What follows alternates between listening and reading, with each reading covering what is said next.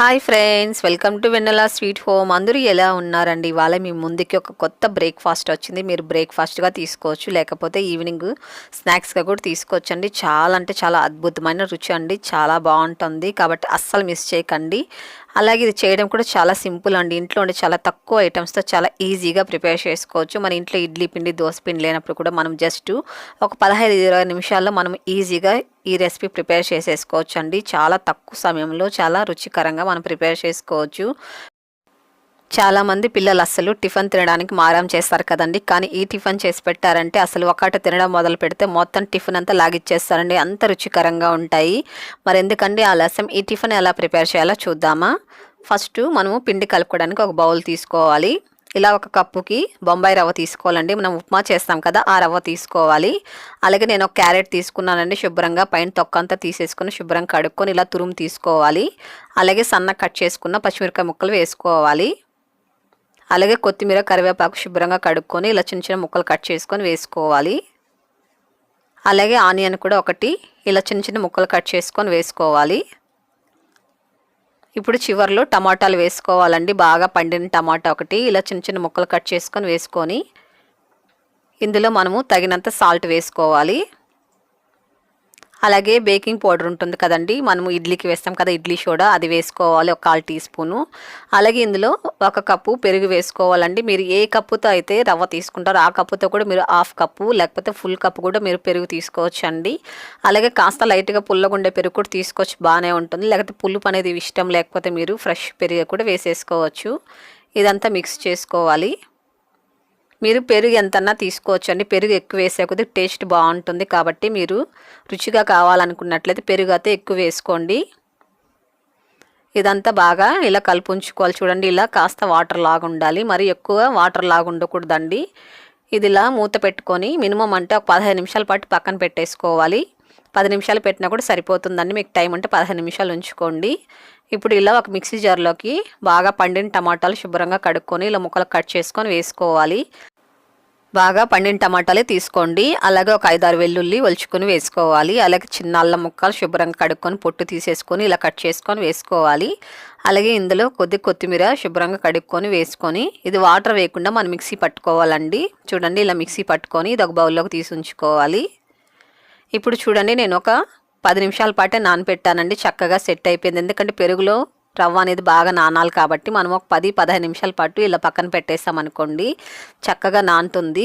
అలాగే మనము ఇందులో టమాటాలు వేసాం కాబట్టి కాస్త వాటరీగా ఉంటుందండి. వాటర్ అస్సలు వేయకండి, సరిపోతుంది. ఇప్పుడు మనము పొంగనాలు చేస్తాం కదా, ఆ ప్యాన్ పెట్టుకొని ఇందులో కొద్దిగా ఆయిల్ వేసుకోవాలి. ఇది కాస్త ప్యాన్ వేడెక్కిన తర్వాత ఇందులో కొద్ది పిండి వేసుకోవాలి. మరి ఎక్కువ వేసుకోకండి, కొద్దిగానే వేసుకొని కాస్త పొంగుతూ వస్తాయి. ఎక్కువ వాటర్గా ఉండకూడదండి. పిండి అనేది కాస్త ఇలా గట్టిగానే ఉండాలి, మరి ఎక్కువ లూజ్గా ఉండకూడదు. అలాగని ఎక్కువ టైట్గా ఉండకూడదండి. మనం ఇడ్లీ పిండికి ఎలా ప్రిపేర్ చేస్తామో అలాగే ఉండాలి.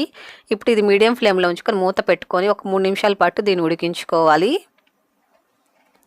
చూడండి, 3 నిమిషాల కన్నా చక్కగా ఉడికిపోయిందండి. ఇప్పుడు ఈ వైపుకు తిప్పుకోవాలి.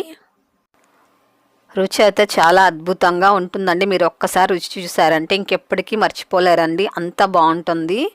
ఇలా అన్నీ తిప్పుకున్న తర్వాత మళ్ళీ మూత పెట్టుకొని మరొక 3 నిమిషాల పాటు దీన్ని ఉడికించుకోవాలి. చూడండి, 3 నిమిషాల తర్వాత చక్కగా 2 సైడు బాగా ఉడికిపోయిందండి. మంచి కలర్ వచ్చేసాయి కదా ఫ్రై అయ్యి. ఇప్పుడు ఒక ప్లేట్లోకి తీసేసుకోవాలి వీటిని.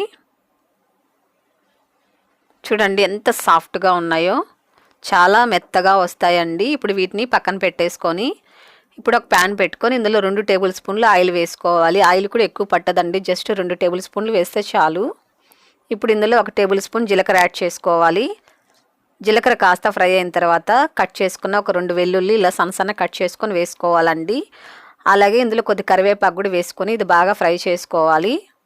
ఇలా ఫ్రై అయిన తర్వాత ఒక చిటికెడు పసుపు, తగినంత కారం వేసుకొని మనం మిక్సీ పట్టుంచుకున్నాం కదా టమాటా పేస్ట్ ఇందులో వేసుకొని ఇది మీడియం ఫ్లేమ్లో ఉంచుకొని ఒక 2-3 నిమిషాల పాటు దీన్ని ఫ్రై చేసుకోవాలి. పచ్చి స్మెల్ పోయేంత వరకు టమాటా అంతా కూడా ఇలా బాగా ఫ్రై చేసుకోవాలి. ఇప్పుడు ఇందులో 2 పచ్చిమిరపకాయలు కట్ చేసుకొని వేసుకోవాలి. రుచికి తగినంత సాల్ట్ వేసుకొని అలాగే ఒక అర టేబుల్ స్పూన్ చక్కెర వేసుకోవాలి. చక్కెర వేసుకోవడం వల్ల మంచి రుచికరంగా ఉంటుందండి. సేమ్ మనం గోబీ మంచూరియా తింటాం కదా, ఆ టేస్ట్లో ఉంటుందండి. కాబట్టి అస్సలు మిస్ చేయకండి. కొద్దిగా చక్కెర వేసుకొని ఇదంతా బాగా మిక్స్ చేసుకోవాలి. ఇది కాస్త పచ్చి స్మెల్ పోయిన తర్వాత మనము పొంగనాలు చేసి ఉంచుకున్నాం కదండి, అవి ఇందులో వేసుకొని కొద్దిగా కొత్తిమీర కూడా వేసుకొని చివర్లో మనము ఇప్పుడు మీడియం ఫ్లేమ్లో ఉంచుకొని ఇదంతా పట్టేటట్లు, మసాలా అంతా వీటికి పట్టేటట్లు ఇలా బాగా కలుపుకోవాలి. మీడియం ఫ్లేమ్లోనే ఉంచుకోండి, హై ఫ్లేమ్లో పెట్టకండి. మీడియం ఫ్లేమ్లో ఉంచుకొని ఇదంతా కలుపుకున్నారంటే బాగా అంతా జ్యూసీగా వస్తాయండి పొంగనాలంతా. కాబట్టి మసాలా అంతా పట్టేంత వరకు ఇలా మీడియం ఫ్లేమ్లో ఉంచుకొని ఇలా బాగా ఫ్రై చేసుకోవాలి. చూడండి బాగా జ్యూసీగా వచ్చాయి. చూడండి మసాలా అంతా చక్కగా పట్టింది. ఇలా ఫ్రై చేసుకోవాలండి. ఇప్పుడు స్టవ్ ఆపేసుకొని ఒక సర్వింగ్ ప్లేట్లోకి తీసేసుకుందాం. చూడండి ఎంతో ఎమ్మీగా కొత్తగా బ్రేక్ఫాస్ట్ రెడీ అయిపోయిందండి. అది కూడా జస్ట్ 15-20 నిమిషాలు ఈజీగా ప్రిపేర్ చేసుకోవచ్చు. పిల్లలు అయితే చాలా చాలా ఇష్టంగా తింటారండి. మీరు కూడా ఒకసారి ప్రిపేర్ చేసి ఎలాగొచ్చిందో నాకు తప్పకుండా కామెంట్ చేయండి, షేర్ చేయండి, లైక్ చేయండి, తప్పక సబ్స్క్రైబ్ చేసుకోండి.